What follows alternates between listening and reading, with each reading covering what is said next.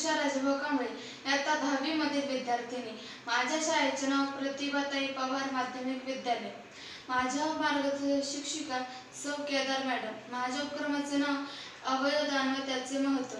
अवयवदान म्हणजे एखाद्या जिवंत किंवा मृत व्यक्तीकडून एखादे अवयव मिळवणे, त्याला दाता म्हणून संबोधले जाते।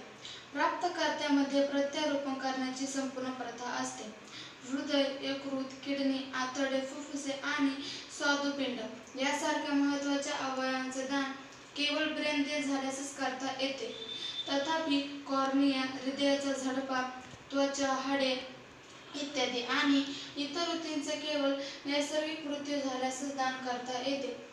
आपण डोळ्यांचे दान जिवंतपणे सुद्धा करू शकतो, मात्र हृदय, किडनी आणि फुफ्फुसे यांचे दान केवळ ब्रेन डेथ झाल्यासच करता येते।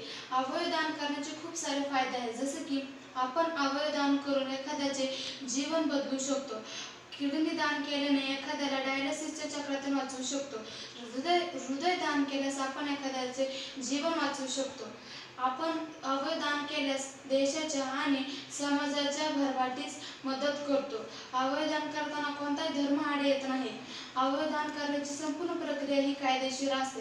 जर आपणास अवयव दान करावेसे वाटले तर आपले वय 18 वर्षाच्या वरती असायला हवे। जर आपल्याला अवयव दान 18 वर्षाच्या खाली करावेसे वाटले तर पालकांच्या आणि कुटुंबाच्या सहमतीने अवयव दान करावे।